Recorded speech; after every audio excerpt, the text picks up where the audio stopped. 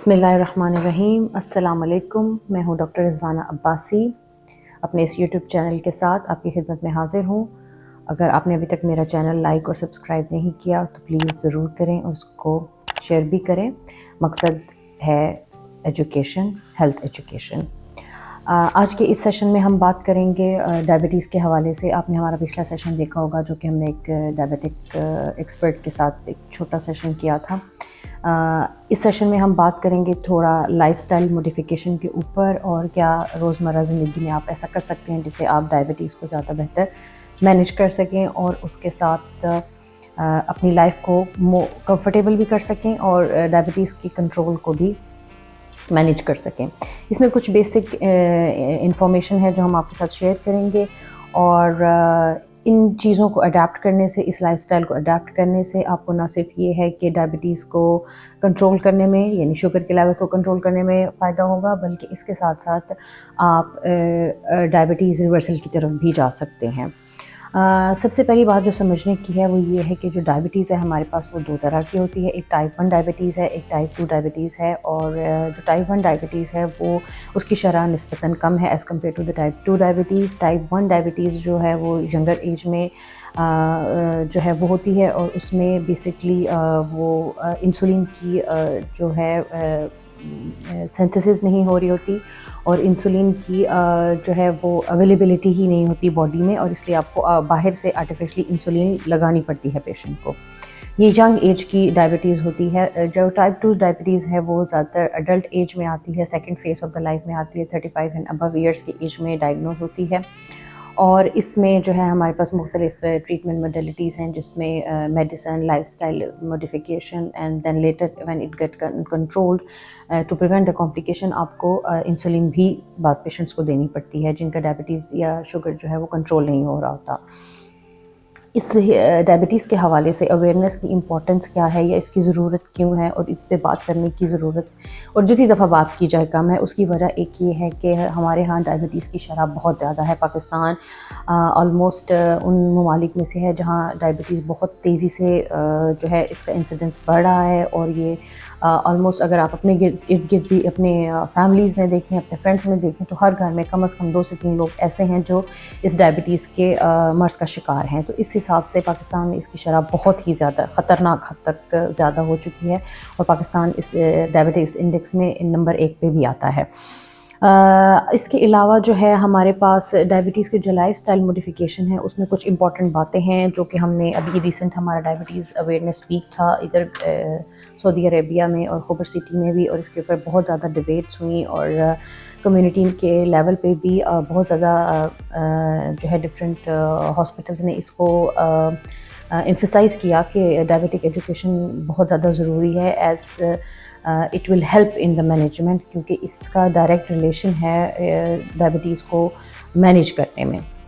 हमारी जो lifestyle modification है अगर आप उसमें देखें तो सबसे ज़्यादा जो बेसिक चीज़ जो शुरू होती है वो हमारी डाइट से शुरू होती है। सबसे पहले आपने अपने लाइफस्टाइल में अपनी डाइट को देखना है कि क्या जो डाइट आप ले रहे हैं वो ऐसी तो नहीं है जो आपको प्रोन कर रही हैं टुवर्ड्स द डायबिटीज़, या जो आपकी डायबिटीज़ को ज़्यादा अपसेट कर रही हैं और उससे आपके ब्लड शुगर लेवल्स जो हैं वो डिस्टर्ब हो सकते हैं।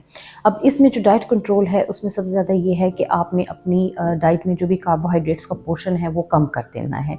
हमारी बॉडी को बहुत ही मिनिमम अमाउंट में कार्बोहाइड्रेट्स चाहिए होते हैं to continue the body functions, जो कि 30% ऑफ हमारी डेली रिक्वायरमेंट्स में है। तो इसमें अब आपने ये देखना है कि जो मैं कार्बोहाइड्रेट इनटेक कर रहा हूँ वो कहीं ज़्यादा तो नहीं है। इसमें हमारे पास जितने भी शुगरी आइटम्स हैं आप उनको अवॉइड करें, बेकरी आइटम्स को अवॉइड करें। जो हमारी सॉफ्ट ड्रिंक्स और कोल्ड ड्रिंक्स हैं they have lot of sugar contents, ये आपने बिल्कुल इस्तेमाल नहीं करनी है। प्रोसेस फूड्स बिल्कुल इस्तेमाल ना करें। जब आप कोई भी चीज़ ले रहे हो तो उसका लेबल ज़रूर चेक करें और उसमें देखें कि उसमें डिफरेंट फूड जो कंटेंट्स हैं वो किस हिसाब से हैं, उसमें कार्बोहाइड्रेट्स कितने हैं, उसमें फ़ैट्स कितने हैं, किस टाइप के फ़ैट्स हैं और शुगर एडेड कितनी है। एक तो ये तरीका हो सकता है कि आपने अपना कार्बोहाइड्रेट्स का इनटेक बिल्कुल इतना मिनिमम कर देना है कि जो आपकी बस डेली रिक्वायरमेंट को पूरा करे। आपने बाहर से extra carbohydrates, extra glucose body को नहीं देना है, क्योंकि जो बॉडी है वो जो भी फूड हमारा लेती है वो प्रोसेस करके उसको एट द एंड ग्लूकोज में ही स्टोर करती है as a form, in the form of glucose. तो जितना भी हम एक्स्ट्रा लेंगे, जितना बॉडी को चाहिए, वो कंज्यूम होने के बाद जितना भी रिमेनिंग ग्लूकोज है वो बॉडी में एज अ फैट स्टोर होगा। उसके हिसाब से फिर आपको फैटी लिवर होगा, आपकी एक्स्ट्रा फैट बॉडी में एक्यूमुलेट होगी, उसको उस फैट के लिए एक्स्ट्रा इंसुलिन हमें चाहिए होगी जो कि हमारी बॉडी प्रोड्यूस नहीं कर रही है। ऑलरेडी हमारी बॉडी में इंसुलिन की रेजिस्टेंस है डायबिटीज़ की वजह से। तो वो ये जो विशियस सर्कल है ये चलता रहेगा। हाई ब्लड शुगर लेवल होंगे, वेट बढ़ता रहेगा, हाई ब्लड शुगर लेवल होंगे और वेट बढ़ता रहेगा। अदर चीज़ जो है हमारे पास सेकंड ऑप्शन ये है कि जितनी भी स्नैकिंग है उसको आप ख़त्म कर दें। इंटरमिटेंट फास्टिंग भी ऑप्शन आ सकती है। अब स्नैकिंग जो है वो कैसे आपने ख़त्म करनी है कि देखिए, आप अपनी जो मील है उसका शेड्यूल करें प्रॉपरली। आप एक मील अपना डिसाइड करें। जैसे आपने अर्ली ब्रेकफास्ट करना है तो आपने उस ब्रेकफास्ट को शेड्यूल करना है कि मैंने अर्ली मॉर्निंग इस ब्रेकफास्ट को लेना है। और उसके बाद जो है अगर आपने कुछ स्नैक्स चाहिए तो उसमें आप हल्के फुल्के जो फल हैं उनको इस्तेमाल कर सकते हैं।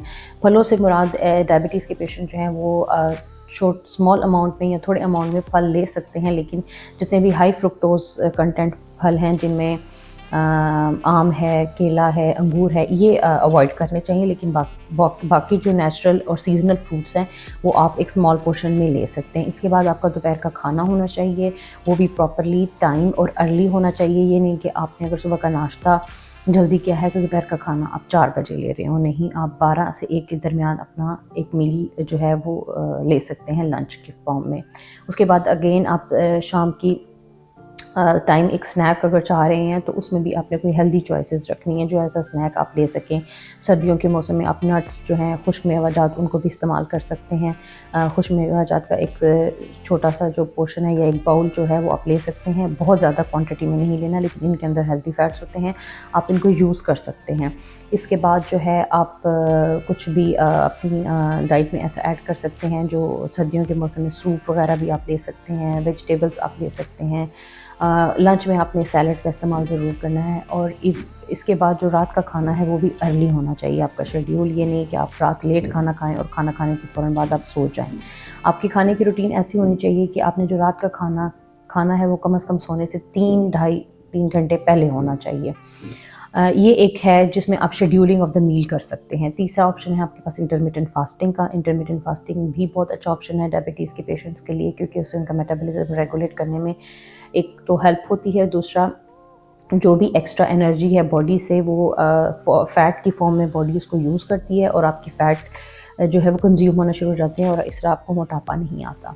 ये एक इंटरमिटेंट फास्टिंग है। लेकिन जो इंटरमिटेंट फास्टिंग है वो टाइप 1 के डायबिटीज़ पेशेंट्स के लिए रिकमेंडेड नहीं है। सिर्फ टाइप 2 डायबिटीज़ के जो पेशेंट हैं वो इसको कर सकते हैं। ये हमारे पास कुछ ऐसी लाइफस्टाइल मॉडिफिकेशंस हैं जिनको यूज़ करके या जिनको अडॉप्ट करके आप अपनी डायबिटीज़ और शुगर के कंट्रोल बहुत अच्छे से कर सकते हैं और आप इसको प्रिवेंट भी कर सकते हैं। जिनको डायबिटीज़ या प्री डायबिटिक है जो, और जिनको है उनको ऐसा है कि उनको मेडिसिन से उनकी या तो जल्दी जान छूट सकती है या फिर वो मेडिसिन की जो है वो रिक्वायरमेंट कम भी कर सकते हैं। इसके अलावा हमारे पास जो इम्पोर्टेंट चीज़ है कि एक्सरसाइज और फिज़िकल एक्टिविटी इज़ मस्ट। कम से कम आप ऐसा करें, अपने रूटीन को ऐसा आप शेड्यूल करें कि आप एटलीस्ट 15 से 20 मिनट एक वॉक, कोई एक्सरसाइज, स्ट्रेचिंग, इसकी तरफ ज़रूर जाएं। जितना टाइम आप दे सकते हैं, ज़ाहिर है जॉब एंड ऑल दिस जो है हमारी बिज़ी लाइफस्टाइल की वजह से लोगों के पास इतना टाइम नहीं होता कि वो फ़िज़िकल एक्टिविटी को दें। लेकिन the health is the priority over everything. जब आपकी हेल्थ होगी तब आपकी सारी चीज़ें जो हैं वो सेकंड प्रायोरिटी पे आ जाएंगी। तो इसमें आपकी जितनी भी फ़िज़िकल एक्टिविटीज़ हैं उनको आप इंक्रीज़ करने की कोशिश करें। जी, तो physical activity is a must. आपने किसी भी फॉर्म में अपने आप को फ़िज़िकली एक्टिव रखना है, वो जो भी आपकी रूटीन हो, 15 से 20 मिनट इस पे ज़रूर कीजिएगा। डाइट के हिसाब से अगर हम बात करें तो जैसे मैंने आपको पहले भी बताया कि कार्बोहाइड्रेट्स का इंटेक जो है वो आपने बहुत लिमिट कर देना है। चावल, रोटी, उसको आपने पोर्शन कंट्रोल में लेके चले जाएं और वाइट राइस की जगह आप ब्राउन राइस का भी इस्तेमाल कर सकते हैं। इसी तरह आप जो है अगर वाइट फ्लोर का इस्तेमाल करें तो वो बिल्कुल छोड़ दें, क्योंकि उसमें सिर्फ शुगर कंटेंट है और कुछ भी नहीं है। इसकी बजाय आप जो है वो एक चक्की का आटा, जिसके अंदर सारी जो ये फाइबर्स हमारे और होल ग्रेन मौजूद होता है, इसके साथ आप उसकी रोटी आप यूज़ कर सकते हैं। और उसका जो है, अगर आपने पोर्शन कंट्रोल की तरफ अगर आप जाएँ, तो अगर आप 2 रोटी एक दिन में खा रहे हैं तो उसको आप 1 रोटी में कन्वर्ट कर दें, 1 रोटी की जगह आप आधी रोटी कर दें, और इस तरह आप अपने पोर्शन कंट्रोल भी कर सकते हैं। आपने प्रोटीन लाजमी लेने हैं, अपने फ़ैट्स हेल्दी फ़ैट्स को ज़रूर अपने फूड में शामिल करना है, अपनी डाइट प्लान में शामिल करना है। देसी घी, ओरिजिनल देसी घी, मक्खन, ऑलिव ऑयल, ये सब आप यूज़ कर सकते हैं अपने खानों के अंदर। जितने भी ये दूसरे कुकिंग ऑयल हैं, आप इनको अवॉइड करें और अपना खाना जो है वो ऑलिव ऑयल में ज़रूर बनाएं। इसके अलावा गोश्त, अंडे, दालें, मछली, ये सब आप इस्तेमाल कर सकते हैं। ये सारी वो चीज़ें हैं जो कि हेल्दी प्रोटीन्स और इंटेक में आती हैं हमारे पास। इसके अलावा जो है हमारे पास ये जो है जितने भी जिसको हम कहते हैं कि ग्रेन्स, शुगर, पोटैटोज़, ये सारी चीज़ें तो आपने बिल्कुल छोड़ देनी है। अगर इफ़ यू थिंक कि आपकी हेल्थ इम्पॉर्टेंट है, तो ये सारी चीज़ें और ये सारे स्टेप आपको लाजमी लेने पड़ेंगे। स्लीप और रेस्ट इसमें भी बहुत इंपॉर्टेंट है, शुगर कंट्रोल में भी, क्योंकि जो लोग प्रॉपर्ली रेस्ट नहीं करते या एग्जॉस्ट हो जाते हैं या उनको नींद प्रॉपर्ली उनकी नहीं होती है, उससे भी ब्लड शुगर के लेवल्स जो हैं वो अपसेट होते हैं। इसलिए 7 से 8 घंटे की जो नींद है वो बहुत ज़रूरी है। स्ट्रेस जो है उसको अवॉइड करें, आप अपने लाइफस्टाइल को प्रॉपर्ली शेड्यूल करें, हर चीज़ की रूटीन करें, अपने आप के टारगेट सेट करें कि आज मैंने ये चीज़ें लाइन में करनी है और इसमें से इतना टाइम मैंने अपने लिए और अपनी सेहत के लिए ज़रूर निकालना है। उसमें कोई भी आप अपनी हेल्दी एक्टिविटीज़ रख सकते हैं, कोई भी अपनी फेवरेट हॉबी को टाइम दे सकते हैं। इससे ये होगा कि आपकी जो है एक बैलेंस रूटीन बनेगी और उस बैलेंस रूटीन की वजह से आपको अपनी शुगर कंट्रोल करने में भी बहुत मदद मिलेगी। जो लोग ये पूछ रहे हैं कि फ़ास्टिंग और इसमें जो है वो टारगेट्स क्या होते हैं, तो यूजुअली जो टारगेट यही रखा जाता है कि हमारे पास जितने भी निहार मुँह जो शुगर के लेवल हैं वो 125 और 120 से बिलो मिलीग्राम पर डेसीलीटर बिलो होने चाहिए, कम होने चाहिए। और जो 2 घंटे के बाद खाने के 2 घंटे के बाद की शुगर के लेवल हैं वो 160 से 170, 160 टू 170 तक होने चाहिए। ये सारी जो है बेसिक्स हैं जो कि एक डायबिटिक पेशेंट को अपनी शुगर के बारे में या उससे रिलेटेड चीज़ें पता होनी चाहिए कि आपने अपनी शुगर को किस तरह अपने लाइफस्टाइल से ठीक करना है, अपनी डाइटरी मैनेजमेंट से या डाइट हैबिट्स से ठीक करना है, अपने आप को फ़िज़िकली एक्टिव रखना है, इन्वॉल्व रखना है किसी भी चीज़ में, और ख़ुद को ये महसूस नहीं होने देना कि मुझे कोई ऐसी बीमारी आ गई है कि जिससे मैं अब और तो कुछ भी नहीं कर सकता, सिर्फ मेडिसिन लूँगा। ये जो है अगर मेंटालिटी है या ये माइंडसेट है तो इसको ज़रूर चेंज करें। इसके अलावा जो हमारे पास चीज़ें आती हैं, जो डॉक्टर के मशवरे से आपने अपनी मेडिसिन को ज़रूर जारी रखना है। जो प्री डायबिटीज़ के पेशेंट हैं उनके लिए बहुत इंपॉर्टेंट है कि वो क्लोज़ अपना फॉलोअप रखें, अपना जो है ब्लड शुगर के लेवल्स को भी मॉनिटर करें, अपनी HB जो लेवल्स हैं, HB1AC के जो टेस्ट हैं उसको भी ज़रूर रिपीट करते रहें, ताकि आपको अंदाज़ा हो कि आपकी जो एफ़र्ट्स हैं जो आप अपना मैनेजमेंट करें लाइफ के अंदर, लाइफस्टाइल के अंदर, उससे इसका फ़ायदा भी हो रहा है, उससे आपकी जो है वो मोराल भी बढ़ेगा और ज़ाहिर है आप इस चीज़ को कंटिन्यू भी करेंगे, इस प्लान को। इसके अलावा जो है कुछ फास्टिंग इंसुलिन लेवल भी हैं जो कि हम चेक कर सकते हैं किसी भी पेशेंट को डायबिटीज़ डायग्नोस करने के लिए। ये 2 तरह के टेस्ट होते हैं, HB1AC plus fasting insulin level. ये उस तरह जो 2 टेस्ट हैं जिससे हमें अंदाज़ा होता है कि किसी भी पेशेंट को शुगर है या नहीं है, या डायबिटीज़ का मर्ज़ है या नहीं है। जो हमारी डेली शुगर इंटेक का रिकमेंडेशंस हैं कि एक नॉर्मल इंसान को एक दिन में जो है 7 से 8 टीस्पून शुगर इंटेक करना चाहिए। ये एक नॉर्मल बॉडी रिक्वायरमेंट है हमारी बॉडी की। एक जो ब्रेड स्लाइस होता है हमारा, इसके अंदर 4 टीस्पून शुगर होती है, तो इससे आप अंदाज़ा लगा लें कि हमारा शुगर इंटेक कितना कम होना चाहिए अपनी डेली रूटीन के अंदर,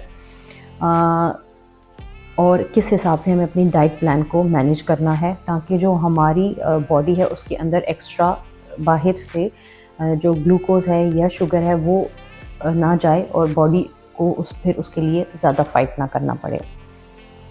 तो ये एक बेसिक मैकेनिज़्म है डायबिटीज़ का, जिसमें हमारे पास इंसुलिन की रेजिस्टेंस का प्रॉब्लम होता है, और उस इंसुलिन की रेजिस्टेंस को हमने अपने डाइट के थ्रू और अपने फ़िज़िकल एक्टिविटी के थ्रू कंट्रोल करने की कोशिश करनी है, ताकि हम उस इंसुलिन को हेल्प कर सकें कि वो हमारी बॉडी में जाके ये सारे ग्लूकोज़ मेटाबॉलिज्म को एडजस्ट कर सके।